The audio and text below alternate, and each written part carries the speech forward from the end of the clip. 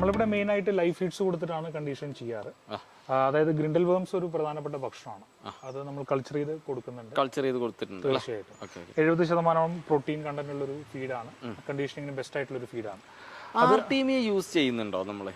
Artemia use ചെയ്യുന്നില്ല, പൂർണ്ണമായിട്ടും use ചെയ്യുന്നില്ല. നമ്മുടെ ഫാമിൽ ഏകദേശം ഒരു 8000 ബെറ്റാസോളം ഇപ്പം ഉണ്ട്. ഞാൻ ആർട്ടീമിയ യൂസ് ചെയ്യാറില്ല, ഫ്രോസണും യൂസ് ചെയ്യാറില്ല, അതുപോലെ ഹാച്ച് ചെയ്ത് കൊടുക്കുന്നതും യൂസ് ചെയ്യാറില്ല. അതെ അല്ലേ? അത് എൻ്റെ ഒരു വ്യത്യസ്തമായ ശൈലിയിൽ ഞാൻ തായ്ലാൻഡുകാരിൽ നിന്ന് കടമെടുത്തൊരു മെത്തേഡാണ്.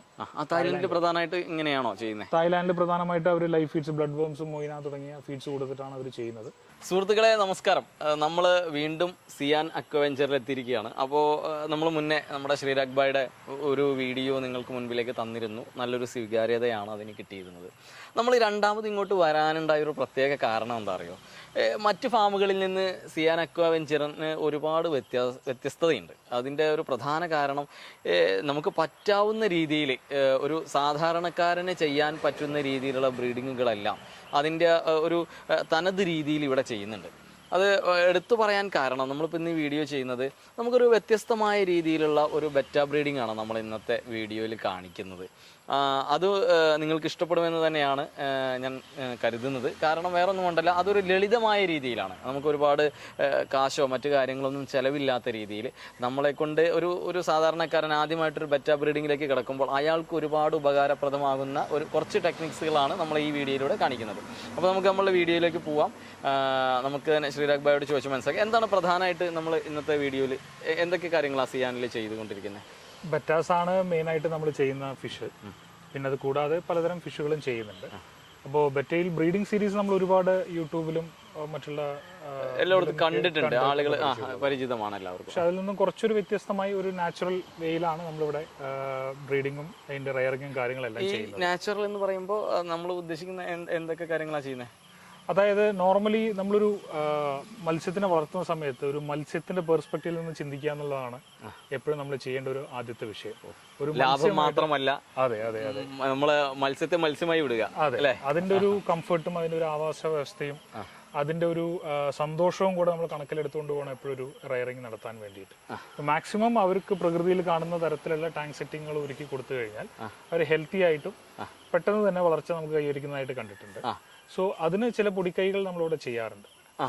നമ്മള് നാച്ചുറലായിട്ട് ഇപ്പൊ ടാങ്കുകളൊക്കെ നമ്മളിപ്പോ മുന്നത്തെ നമ്മുടെ വീഡിയോയിൽ കുറച്ച് ഭാഗങ്ങൾ കാണിച്ചിരുന്നു തോന്നുന്നു. തീർച്ചയായും. നമ്മൾ എന്താണ് ടാങ്കുകളൊക്കെ ഇവിടെ സെറ്റ് ചെയ്ത രീതി എങ്ങനെയാണ്? ടാങ്കുകൾ മെയിനായിട്ട് ചെയ്തിരിക്കുന്നത് നമ്മുടെ സോളിഡ് ബ്രിക്സ് അടുക്കിയിട്ട് പടുത ഷീറ്റ് വിരിച്ചിട്ടാണ് ചെയ്തിരിക്കുന്നത്. സോ അതിൽ ഇൻഡോർ ആണ് മൊത്തം ഫാമിന്റെ സ്ഥിതി ചെയ്യുന്നത്. ഫാം മൊത്തമായിട്ട് ഇൻഡോറിലാണ് സ്ഥിതി ചെയ്യുന്നത്. അപ്പോൾ അതുകൊണ്ട് തന്നെ അതിന് ഇൻഡോറിൽ അനുയോജ്യമായ രീതിയിൽ എന്നാൽ നാച്ചുറൽ ആയിട്ടുള്ള ഒരു സെറ്റപ്പാണ് നമ്മൾ ചെയ്തിരിക്കുന്നത്. മെയിനായിട്ട് ഫീഡിന്റെ കാര്യത്തിലാണ് നമുക്ക് ശ്രദ്ധിക്കേണ്ട ഏറ്റവും വലിയൊരു കാര്യം. കാരണം ഒരു നാച്ചുറൽ ആയിട്ടുള്ള ഒരു ആവാസ വ്യവസ്ഥയിലാവുന്ന സമയത്ത് 24 മണിക്കൂറും അവർക്ക് ഫീഡ് അവൈലബിലിറ്റി ആണ്. സോ അങ്ങനെ ഒരു സാഹചര്യം നമ്മൾ ഒരുക്കി കൊടുക്കുകയാണെങ്കിൽ അവർ വളർച്ചാ തോതും പെട്ടെന്ന് തന്നെ ആയിരിക്കും. മാത്രമല്ല നമ്മളൊരു കണ്ടീഷന്റെ എൻവയോൺമെന്റ് വളർത്തുന്നതുകൊണ്ട് അവർക്കൊരു വേറൊരു പുറത്തുള്ള ഒരു പ്രൊഡേറ്റേഴ്സിന്റെ ഒരു ത്രെട്ട് ഇല്ല. അതുകൊണ്ട് തന്നെ നമ്മൾ ഫോക്കസ് ചെയ്യുന്നത് പ്രധാനമായിട്ട് ലൈഫ് ഫീഡിലായിരിക്കും. ലൈഫ് ഫീഡിലാണ് മെയിനായിട്ട് ഫോക്കസ് ചെയ്യുന്നത്. ഓക്കെ. അപ്പോൾ ലൈഫ് ഫീഡ് കൊടുത്ത് മാത്രമല്ല വേറൊരു മറ്റു പ്രൊഡേറ്റേഴ്സ്, അതായത് അവരെ ഭക്ഷിക്കുന്നതായിട്ടുള്ള ത്രെട്ടുകളൊന്നും അവർക്കില്ലാതാനും അവർക്ക് എന്നാൽ സ്വതന്ത്രമായ ഒരു ആവാസ വ്യവസ്ഥയിലാണ് അവർ സ്ഥിതി ചെയ്യുന്നത്. അതുകൊണ്ട് തന്നെ അവർ വളർച്ചാ തോതും നല്ല രീതിയിലായിരിക്കും അല്ലേ? നമുക്കൊരു കാര്യം ചെയ്യാം. നമുക്ക് എല്ലാവർക്കും ഒരു ക്യൂരിയോസിറ്റി ഉണ്ടാവും, ഇവരെന്താണ് ചെയ്യുന്നത്, എന്തൊക്കെയാണ്. നമുക്കതൊന്ന് കണ്ടു നോക്കിയാലോ? തീർച്ചയായിട്ടും നോക്കാം. ബെറ്റാസിന്റെ ബ്രീഡിങ്ങിനെ പറ്റി പറയുമ്പോൾ നമ്മൾ ആദ്യമായിട്ട് ശ്രദ്ധിക്കേണ്ട കാര്യങ്ങൾ എന്തൊക്കെയാണ്? 5 സ്റ്റേജിലൂടെയാണ് ആക്ച്വലി ഒരു ബെറ്റ ബ്രീഡിംഗ് കടന്നു പോകുന്നത്. ആദ്യത്തെ സ്റ്റേജ് കണ്ടീഷനിങ്, എല്ലാവർക്കും അറിയുന്ന കാര്യങ്ങളാണ്. രണ്ടാമതായിട്ട് ബ്രീഡിങ്, മൂന്നാമതായിട്ട് അതിന്റെ ഫ്രൈസിനെ റെയർ ചെയ്യുക, നാലാമതായിട്ട് ബോട്ടിലിംഗ് ഒരു സ്റ്റേജ്, ജാറിംഗ് ബോട്ടിലിംഗ് എന്നൊക്കെ പറയും. പിന്നെ അതിനുശേഷം നമുക്ക് സെയിൽസിന്റെ ഒരു പാർട്ടാണ് വരുന്നത്. അതിൽ പാക്കിങ് കാര്യങ്ങൾ, ഇത്രയും കാര്യങ്ങൾ നമ്മൾ ശ്രദ്ധിച്ചാൽ മാത്രമേ നമുക്കൊരു കമേഴ്ഷ്യൽ ലെവൽ ഫാം എന്നുള്ള നിലയിൽ കൊണ്ടുപോകാൻ സാധിക്കും. അപ്പോൾ കണ്ടീഷനിങ് പ്രോസസ്സ് എന്താണെന്ന് കൂടുതലായിട്ട് എക്സ്പ്ലെയിൻ ചെയ്യുന്നില്ല, എല്ലാവർക്കും അറിയുന്ന ഒരു കേസാണ്. എന്തെങ്കിലും അറിയാത്ത ആളുകൾക്ക് വേണ്ടി ജസ്റ്റ് ചെറുതായിട്ടൊന്ന് പറഞ്ഞോളൂ. തീർച്ചയായിട്ടും. അതായത് നമ്മൾ പുതിയതായി വാങ്ങിക്കൊണ്ടുവരുന്ന ഒരു ഫിഷാണ്, ഒരു പെയറാണെന്നുള്ള നിലയ്ക്ക് നമ്മുടെ വെള്ളത്തിന്റെ കണ്ടീഷനായിട്ട് അവർ അനുയോജ്യമായിട്ട് പൊരുത്തപ്പെട്ടു വരണം. അത് മാത്രമല്ല അവർക്ക് ആരോഗ്യപരമായി വളരാനുള്ള ഒരു ഫീഡുകളും കാര്യങ്ങളും വാട്ടർ ചേഞ്ച് എല്ലാം കൊടുത്ത് ഒരു 7 മുതൽ 10 ദിവസം വരെ അവരെ തയ്യാറാക്കി എടുക്കുക, സജ്ജരാക്കി എടുക്കുക എന്നുള്ളതാണ് കണ്ടീഷനിങ് കൊണ്ട് ഉദ്ദേശിക്കുന്നത്. അപ്പോൾ ഉദാഹരണത്തിന് ആദ്യമായിട്ട് ഒരു പേര നമ്മൾ വാങ്ങിച്ചു കൊണ്ടുവന്നു കഴിഞ്ഞാൽ അവർക്ക് അനുയോജ്യമായ വെള്ളത്തിൽ അവരെ കീപ്പ് ചെയ്തുകൊണ്ട് ഒരു 7 മുതൽ 10 ദിവസം വരെ മാക്സിമം ലൈവ് ഫീഡ്സ് കൊടുക്കുക. അതായത് ലൈവ് ഫീഡ്സ് മാത്രം, ലൈവ് ഫീഡ്സും ഡ്രൈ ഫീഡ്സും കൂടെ കൊടുക്കുക. നമ്മളിവിടെ മെയിനായിട്ട് ലൈവ് ഫീഡ്സ് കൊടുത്തിട്ടാണ് കണ്ടീഷൻ ചെയ്യാറ്. അതായത് ഗ്രിൻഡൽ വേംസ് ഒരു പ്രധാനപ്പെട്ട ഭക്ഷണമാണ്. അത് നമ്മൾ കൾച്ചർ ചെയ്ത് കൊടുക്കുന്നുണ്ട്. തീർച്ചയായിട്ടും 70% പ്രോട്ടീൻ കണ്ടന്റ് ഉള്ള ഒരു ഫീഡാണ്. കണ്ടീഷനിങ്ങിന് ബെസ്റ്റ് ആയിട്ടുള്ള ഒരു ഫീഡാണ്. ആർട്ടീമിയ യൂസ് ചെയ്യുന്നുണ്ടോ നമ്മള്? ആർട്ടീമി യൂസ് ചെയ്യുന്നില്ല, പൂർണ്ണമായിട്ടും യൂസ് ചെയ്യുന്നില്ല. നമ്മുടെ ഫാമിൽ ഏകദേശം ഒരു 8000 ബെറ്റാസോളം ഇപ്പം ഉണ്ട്. ഞാൻ ആർട്ടീമിയ യൂസ് ചെയ്യാറില്ല, ഫ്രോസണും യൂസ് ചെയ്യാറില്ല, അതുപോലെ ഹാച്ച് ചെയ്ത് കൊടുക്കുന്നതും യൂസ് ചെയ്യാറില്ല. അതെ അല്ലേ? അത് എൻ്റെ ഒരു വ്യത്യസ്തമായ ശൈലിയിൽ ഞാൻ തായ്ലാൻഡുകാരിൽ നിന്ന് കടമെടുത്തൊരു മെത്തേഡാണ്. തായ്ലാൻഡിൽ പ്രധാനമായിട്ട് ഇങ്ങനെയാണോ ചെയ്യുന്നത്? തായ്ലാൻഡിൽ പ്രധാനമായിട്ട് അവർ ലൈഫ് ഫീഡ്സ്, ബ്ലഡ് വേംസും, മൊയ്ന തുടങ്ങിയ ഫീഡ്സ് കൊടുത്തിട്ടാണ് അവർ ചെയ്യുന്നത്. അവരുടെ ഫിഷാണ് ആക്ച്വലി ഫൈറ്റർ ഫിഷ്. നമ്മൾ അവരുടെ നാട്ടിൽ നിന്ന് കൊണ്ടുവന്ന് ഇവിടെ പ്രജനനം ചെയ്യുന്നതാണ്. അപ്പോൾ സ്വാഭാവികമായിട്ടും നമുക്ക് നമ്മുടെ ഈ ഫാമിനെ, നമ്മൾ ഈ ഒരുവിധം നമ്മുടെ അലങ്കാര മത്സ്യമേഖലയിൽ നിൽക്കുന്നവരെല്ലാം തന്നെ ഫീഡിന് വേണ്ടിയിട്ട് ഒരുപാട് പൈസ ചിലവാക്കുന്നുണ്ട്. അതിൽ നിന്നൊരു കുറവ് നിങ്ങൾക്ക് അനുഭവപ്പെട്ടിട്ടുണ്ടാവുമല്ലോ അല്ലേ? അതിനെ നമ്മൾ കാണേണ്ട ഒരു പെർസ്പെക്റ്റീവ് എന്ന് വെച്ച് കഴിഞ്ഞാൽ, ഒരു ഹോബിയിസ്റ്റും ഒരു കർഷകനും തമ്മിലൊരു വ്യത്യാസമാണ്. ഒരു ഹോബിയിസ്റ്റ് എന്ന് പറയുമ്പോൾ അദ്ദേഹത്തിന് സമയം കുറവാണ്, അദ്ദേഹത്തിന് ജോലി മറ്റു കാര്യങ്ങളുടെ ഇടയിൽ അദ്ദേഹത്തിന് ഒരു ഹോബിയാണ്. അപ്പോൾ ഏറ്റവും കൺവീനിയൻ്റ് ആയിട്ടുള്ളത് നല്ല പെല്ലറ്റ് ഫീഡ് വാങ്ങിച്ചു കൊടുക്കുക, ലൈഫ് ഫീഡ് കൊടുക്കണമെന്നുണ്ടെങ്കിൽ ഹാച്ച് ചെയ്യാൻ ആർട്ടിമേറ്റ് കൊടുക്കുക എന്നുള്ളതാണ്. പക്ഷെ ഒരു കൃഷി എന്നുള്ള രീതിയിൽ നമ്മൾ വരുന്ന സമയത്ത് കോസ്റ്റും ബാക്കി കാര്യങ്ങളും, പിന്നെ നമ്മൾ അധ്വാനിക്കാനുള്ള ഒരു മനസ്സ്. ലൈഫ് ഫീഡ് എന്ന് പറഞ്ഞു വെച്ചാൽ തീർച്ചയായിട്ടും വളരെയധികം അധ്വാനമുള്ളൊരു സംഭവം തന്നെയാണ്. ഓരോ കൾച്ചർ മെയിൻറ്റെയിൻ ചെയ്യാൻ ചുരുങ്ങിയത് ഒരു ദിവസം 1 മണിക്കൂറെങ്കിലും നമ്മൾ സമയം സ്പെൻഡ് ചെയ്താലേ നമുക്ക് ഒരു കൾച്ചർ മെയിൻറ്റെയിൻ ചെയ്യാൻ സാധിക്കും. നമ്മളിവിടെ തന്നെ 4 മുതൽ 5 ലൈഫ് ഫീഡ്സ് വരെ നമ്മൾ ചെയ്യുന്നുണ്ട്. ഇപ്പോൾ മൊയ്നയുടെ ഇതിലാണെങ്കിൽ മൊയ്ന മൈക്രൂറ, ഒരു ഡാഫ്നിയ ചെയ്യുന്നുണ്ട്, ഗ്രിൻഡൽ വേംസ് ചെയ്യുന്നുണ്ട്, പാരമീസിയം കൾച്ചർ ചെയ്യുന്നുണ്ട്, വിനിഗർ റീൽസ് ചെയ്യുന്നുണ്ട്. അങ്ങനെ വ്യത്യസ്തമായ ലൈഫ് ഫീഡ്സ് 4-5 തരം ലൈഫ് ഫീഡ്സ് നമ്മൾ ചെയ്യുന്നുണ്ട്. അതുകൊണ്ട് തന്നെ അതിൻ്റെ ഒരു എഫേർട്ടും കൂടുതൽ തന്നെയാണ്. പക്ഷെ അതിന്റെ റിസൾട്ട് എന്താണ്? അതാണ് നമ്മളെ പ്രേക്ഷകർക്കും അറിയേണ്ട ആവശ്യം ഉണ്ടായിരിക്കുക. അതിൻ്റെതായ ഒരു ക്വാളിറ്റി നമുക്ക് കീപ്പ് ചെയ്യാൻ പറ്റുന്നുണ്ട്. തീർച്ചയായിട്ടും ഫിഷിന്റെ ഹെൽത്തും ആക്റ്റീവ്നെസ്സും ആണ് ഏറ്റവും പ്രധാനമായിട്ടുള്ള കാര്യം. അവരെപ്പോഴും ആക്റ്റീവ് ആയിരിക്കും, ഹെൽത്തി ആയിരിക്കും. പെട്ടെന്ന് തന്നെ അസുഖങ്ങൾ വരാനുള്ള സാധ്യത വളരെ കുറവാണ്. കാരണം വെള്ളത്തിന്റെ ക്വാളിറ്റി ലൈഫ് ഫീഡ്സ് കൊടുക്കുന്ന സമയത്ത് എപ്പോഴും മെയിൻറ്റെയിൻ ആയിക്കൊണ്ടിരിക്കും. മാത്രമല്ല ഫ്രീക്വന്റ് വാട്ടർ ചേഞ്ചസും കാര്യങ്ങളും നമ്മൾ നടക്കുന്നുണ്ട് അല്ലേ? നമുക്ക് ഇതിന്റെ ഇപ്പൊ നമ്മൾ കണ്ടീഷൻ പറഞ്ഞു കഴിഞ്ഞു. തീർച്ചയായിട്ടും അങ്ങനെയാണെങ്കിൽ അടുത്ത ഘട്ടം ഏതാണ്?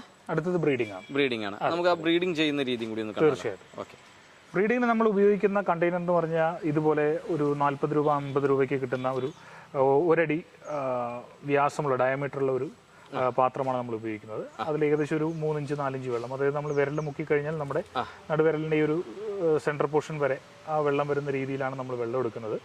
വെള്ളം ശ്രദ്ധിക്കേണ്ട കാര്യം എന്ന് പറഞ്ഞാൽ ഒരു 5 ദിവസമെങ്കിലും ഏജ്ഡ് ആയ വാട്ടറാണ് ഉപയോഗിക്കുക.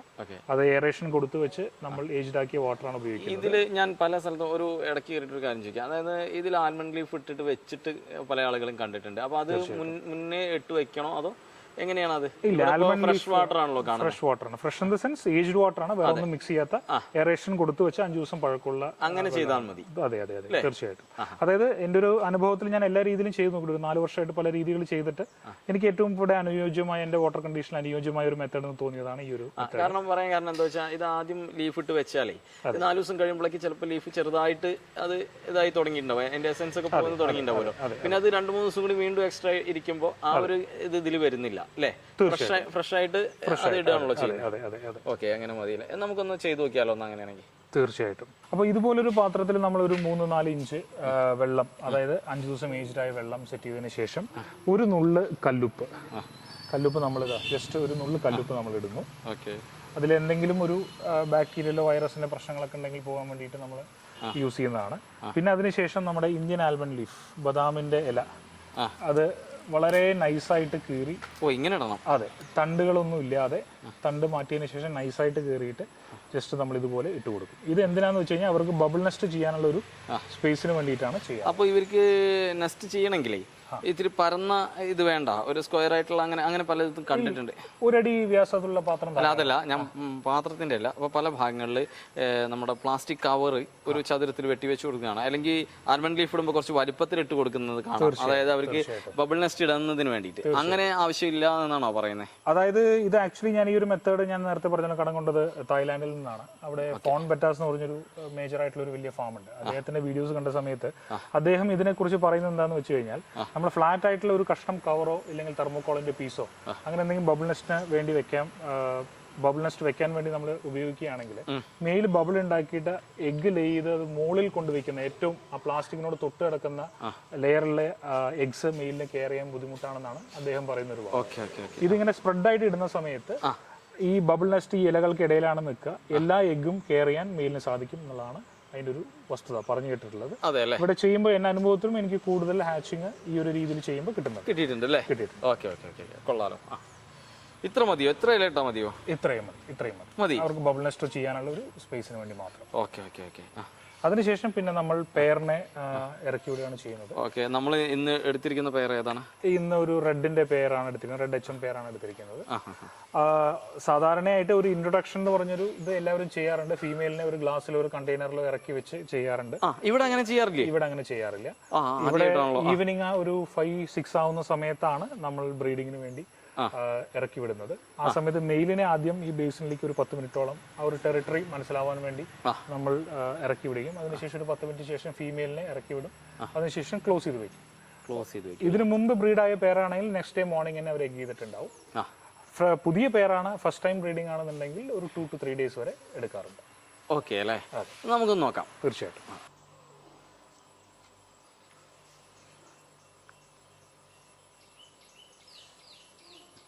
ഇപ്പൊ നമ്മൾ അവരെ ബ്രീഡിങ്ങിന് ഇട്ടു.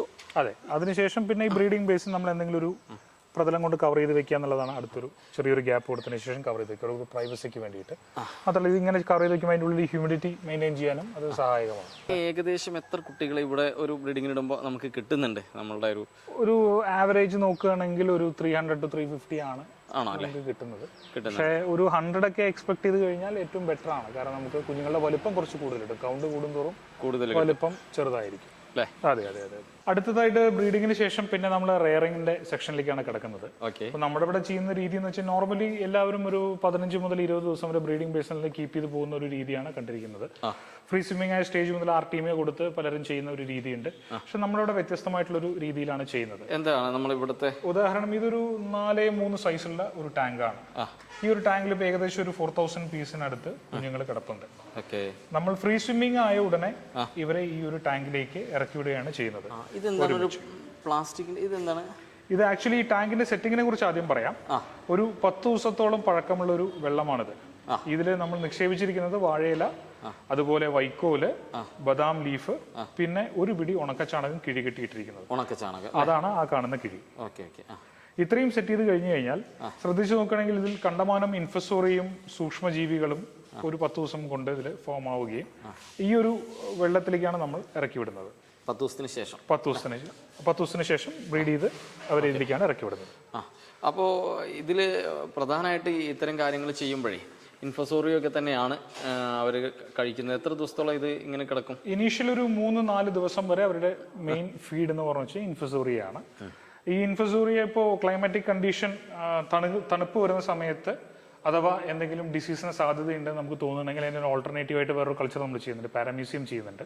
പാരാമ്യൂസിയം പ്യുവർ കൾച്ചറാണ്, പാലിലാണ് കൾച്ചർ ചെയ്യുന്നത്. അത് നമുക്ക് ഫീഡ് ചെയ്യാം. അപ്പോൾ നമ്മൾ ക്ലൈമാറ്റിക് കണ്ടീഷനും കാര്യങ്ങളും നോക്കിയിട്ട് ഇൻഫസോറിയ അല്ലെങ്കിൽ പാരാമ്യൂസിയാണ് ആദ്യം ഇനീഷ്യൽ സ്റ്റേജിൽ കൊടുക്കുന്നത്. അതിനുശേഷം ഒരു 4 ദിവസത്തിന് ശേഷം 3-4 ദിവസത്തിന് ശേഷം പിന്നെ നമ്മൾ മൊയ്ന മൈക്രോറിയാണ് ഫീഡ് ചെയ്ത് തുടങ്ങുന്നത്. എത്ര? 4 ദിവസത്തിന് ശേഷം. 4 ദിവസത്തിന് ശേഷം. 4 ദിവസത്തിന് ശേഷം അവർ എടുക്കുന്നുണ്ട്. 3-ാമത്തെ ദിവസം തൊട്ട് നമ്മൾ ഇൻട്രൊഡ്യൂസ് ചെയ്യും. അതായത് നമ്മൾ ഒരു 7 അടുപ്പുള്ള ഒരു നെറ്റ് എടുത്ത് അതിലൊരു ചെറിയൊരു പീസ് തുണി വെച്ച് മൊയ്ന ഹാർവെസ്റ്റ് ചെയ്ത് ചെറുതും വലുതുമായിട്ടുള്ള എല്ലാ കുഞ്ഞുങ്ങളെയും ഇതിലേക്ക് മൊയ്നയും നമ്മൾ ഇതിലേക്ക് നിക്ഷേപിക്കും. കുഞ്ഞു മൊയ്ന അവർ കഴിക്കും. മൊയ്നയ്ക്കുള്ള ഫീഡ് യഥേഷ്ടം ഇതിലുണ്ട്. മൊയ്ന ഇതിൽ കിടന്ന് ബ്രീഡാവുകയും ആ ബ്രീഡാവുന്ന കുഞ്ഞുങ്ങളെ ഈ കുഞ്ഞുങ്ങളെ കഴിഞ്ഞ് വളർന്നു വരികയാണ് ചെയ്യുന്നത്. അതാണ് അവരുടെ ഒരു ഇത്. മാത്രമല്ല ഇവിടെ നമ്മൾ വളരെ ഈ ഒരു ടാങ്കിലേ നമ്മൾ എത്ര ദിവസത്തോളം ഇവരെ ഇങ്ങനെ ഇട്ട് വയ്ക്കും? എത്ര ദിവസം വരെ? ഒരു മാക്സിമം ഒരു 25 to 1 monthനുള്ളിൽ നമ്മൾ സോർട്ട് ചെയ്ത് കൊടുക്കണം. വലിപ്പം വരുന്ന കുട്ടികളെ നമ്മൾ മാറ്റി നമ്മൾ റെയർ ചെയ്യണം. അതുവരെ ഇതിൽ വാട്ടർ ചേഞ്ച് എന്നുള്ള ഒരു കോൺസെപ്റ്റ് ഇല്ല. ഇതിന് വാട്ടർ ചേഞ്ച് എന്നുള്ള കോൺസെപ്റ്റ് ഇല്ല. 1 monthന് ശേഷം നമ്മൾ സോർട്ട് ചെയ്ത് മാറ്റി ബേസിൻസിലേക്കാണ് മാറ്റാറ്. ബേസിൻസിലേക്ക് മാറ്റിയതിന് ശേഷം പിന്നെ നമ്മൾ ബോട്ടിൽ ചെയ്യുമ്പോൾ പിന്നെ വാട്ടർ ചേഞ്ച് ഓൾമോസ്റ്റ് ഡെയിലി നമ്മൾ വാട്ടർ ചേഞ്ച് ചെയ്യുന്നുണ്ട്. ഡെയിലി വാട്ടർ ചേഞ്ച് ചെയ്യുന്നുണ്ട്. ഒരു 7,000 അവർക്ക് പ്രശ്നം സംഭവിക്കില്ല അങ്ങനെ വരുമ്പോൾ? ഇല്ല, നമുക്ക് ഇവിടെ ഒരു 11,000 കപ്പാസിറ്റിയുള്ള ടാങ്കാണ്. 7,000 ലിറ്റേഴ്സ് നമ്മൾ ഓൾറെഡി സ്റ്റോറേജ് എപ്പോഴും ഉണ്ടാവും. ഏജ്ഡ് വാട്ടർ ഉണ്ടാവും. അതുകൊണ്ടാണ് നമ്മൾ ആ സെയിം പാരാമീറ്റേഴ്സുള്ള വെള്ളമാണ് മാറ്റാൻ യൂസ് ചെയ്യുന്നത്. അങ്ങനെ ബോട്ടിലിൽ നമ്മൾ ബദാമിന്റെ ലീഫോ വേറെ കാര്യങ്ങളോ സോൾട്ടോ ഒന്നും യൂസ് ചെയ്യുന്നില്ല. ഒന്നും ഇടാതെ ഫ്രഷ് വാട്ടറിലാണ് ചെയ്യുന്നത് എന്നും. അതെ. കാരണം ഈ ഫാമില് കംപ്ലീറ്റ് വെള്ളം UV സ്റ്റെറിലൈസ്ഡ് ആണ്. UV ആൻഡ് സ്പൺ ഫിൽറ്റേഴ്സ് ഉണ്ട്. അതുകൊണ്ട് തന്നെ നമുക്ക് വേറെ ബാക്ടീരിയൽ വൈറൽ പ്രോബ്ലത്തിനെ കുറിച്ച് പേടിക്കേണ്ട കാര്യമില്ല. ഓക്കെ. അതുകൊണ്ട് ബദാമിന്റെ ഇലയുടെ അങ്ങനെ ഡയറക്റ്റ് വെക്കേണ്ട ആവശ്യമില്ല. ഇല്ല. ഓൺലി ഈ ഒരു റെയറിംഗ് സ്റ്റേജിൽ മാത്രമേ ഇങ്ങനെ ഒരു ടാങ്ക് സെറ്റപ്പ് ചെയ്ത് നമ്മൾ വളർത്തിയെടുക്കുന്നുള്ളൂ. അതെ. ഇത് നമുക്ക് എത്ര ദിവസം പ്രായമായതാ? ഇത് ഓൾമോസ്റ്റ് ഒരു 35 ഡേയ്സ് 40 ഡേയ്സ് പ്രായമായിട്ടുള്ള ഫൈസ് ആണ്. റെഡ് ഡ്രാഗൺ ആണ്. റെഡ് ഡ്രാഗൺ ഉണ്ട്, ബ്ലൂവിന്റെ ഇതുണ്ട്. ഇത് നമ്മൾ സോർട്ട് ചെയ്ത് വളരെ കുറച്ച് കുഞ്ഞുങ്ങളായി മാത്രം തരംതിരിച്ച് നമ്മൾ ബേസിനിൽ ഒന്ന് ബോട്ടിലിംഗ് സ്റ്റേജ് മെയിൽ തിരിച്ചറിയുന്ന ഒരു സ്റ്റേജിന് വേണ്ടി വെയിറ്റ് ചെയ്തതിന് ശേഷം പിന്നെ അവർ ബോട്ടിൽ ചെയ്യാണ് ചെയ്യുന്നത്. അതെ. അടുത്ത സ്റ്റേജ് നമ്മൾ സോർട്ട് ചെയ്ത് ബോട്ടിലിംഗ് മെയിൽസ് ഐഡന്റിഫൈ ചെയ്ത് കഴിഞ്ഞാൽ അടുത്ത സ്റ്റേജ് എന്ന് പറഞ്ഞു വെച്ച് കഴിഞ്ഞാൽ ബോട്ടിലിംഗ് സ്റ്റേജ് ആണ്. ബോട്ടിൽ നമ്മൾ ചെയ്യുന്നത് 1 ലിറ്ററും 2 ലിറ്ററുമായിട്ടുള്ള ബോട്ടിൽസിൽ ചെയ്യുന്നുണ്ട്. ഇതിപ്പോ ഒരു 1 ലിറ്ററിന്റെ നമ്മുടെ മിനറൽ വാട്ടറിന്റെ ബോട്ടിലാണ്. ഇതിന്റെ സൈഡ്സിലെല്ലാം ഹോൾസ് ഇട്ട് നമ്മൾ വെള്ളം ഓവർഫ്ലോ ചെയ്യുന്ന മെത്തേഡാണ് വാട്ടർ ചേഞ്ചിന് വേണ്ടി ഉപയോഗിക്കുന്നത്. അതെ. അപ്പോൾ ഏകദേശം ഈ ഒരു സ്റ്റേജിലാണ് നമ്മൾ ബോട്ടിൽ ചെയ്യുന്നത്. ഇതിപ്പോ ഒരു മെയിലാണ്, റോയൽ ബ്ലൂവിന്റെ ഒരു മെയിലാണ്. ഇനി വാട്ടർ ചേഞ്ച് ചെയ്യുന്ന ഒരു മെത്തേഡ് ഞാൻ കാണിച്ചു തരാം. ഇത് ഈ ഒരു മെത്തേഡിലാണ് നമ്മൾ വാട്ടർ ചേഞ്ച് കൊടുക്കുന്നത്.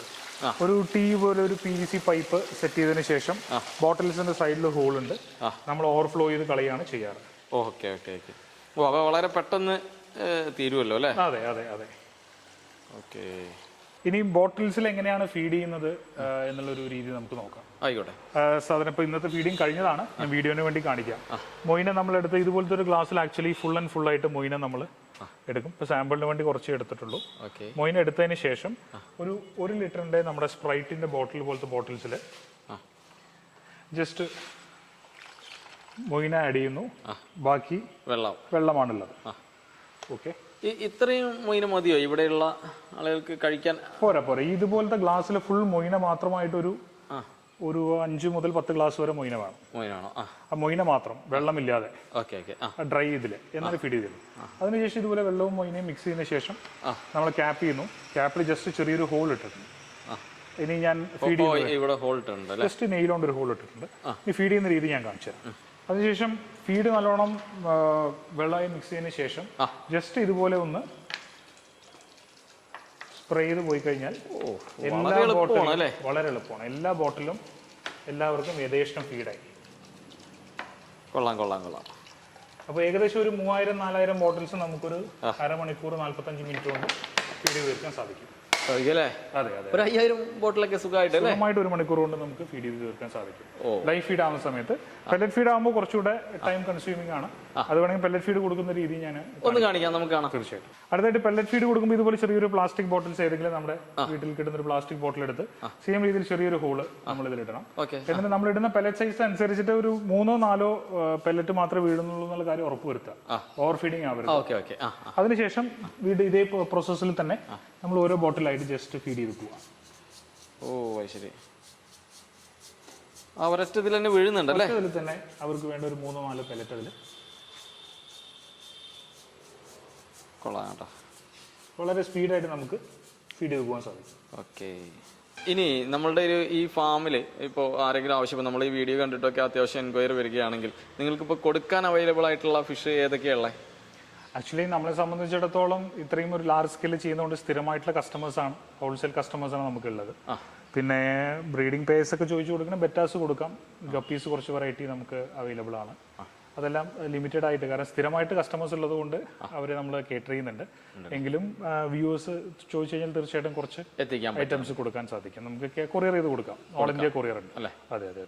സുഹൃത്തുക്കളെ, നമ്മൾ നമ്മുടെ ബെറ്റ ബ്രീഡിങ്ങിന്റെ ഈ ഒരു വീഡിയോ കണ്ടു. നിങ്ങൾക്ക് ഇഷ്ടമായെന്ന് കരുതുന്നു. കാരണം ശ്രീരഗ് ഭായിയുടെ ഒരു ശൈലി, അദ്ദേഹം കുറച്ച് തായ്ലൻഡിലെ കാര്യങ്ങളൊക്കെ പകർത്തി നോക്കിയിട്ടുണ്ട്. എങ്കിലും അത് വിജയകരമായി എന്നുള്ളതാണ്. കാരണം നമുക്ക് അധ്വാനിക്കാനൊരു താല്പര്യമുണ്ട്, അല്ലെങ്കിൽ ഒരു മനസ്സുണ്ടെങ്കിൽ നമുക്ക് ഏത് കാര്യവും വിജയത്തിലേക്ക് എത്തിക്കാമെന്നതിൻ്റെ ഒരു ഉത്തമ മാതൃകയാണ് നമ്മളിവിടെ കണ്ട ഈ ഒരു വീഡിയോ. അപ്പോൾ തീർച്ചയായും നമുക്ക് തന്ന എല്ലാ സപ്പോർട്ടോടും കൂടെ ഉണ്ടാവുക. ഇദ്ദേഹത്തെ പോലെയുള്ള ആളുകൾ നമുക്ക് വിദേശ കാര്യങ്ങൾ കൂടി ഉൾക്കൊണ്ടുകൊണ്ട് നമ്മുടെ തനത് ശൈലിയിൽ നിന്നൊരു വ്യത്യസ്തമായ ഒരു കാര്യം ചെയ്യുന്നത് നമ്മൾ ലോകമൊട്ടാകെ അറിയിച്ചു കൊടുക്കണം. നമ്മളെപ്പോലെയുള്ള ആളുകൾ തന്നെയാണ് നമ്മളുടെ ഇതുപോലെയുള്ള കർഷകരെ ഉയർത്തിക്കൊണ്ടുവരേണ്ടത്. അപ്പോൾ തീർച്ചയായും നമുക്ക് ഒട്ടും വൈകാതെ അടുത്തൊരു വീഡിയോയിൽ കാണാം.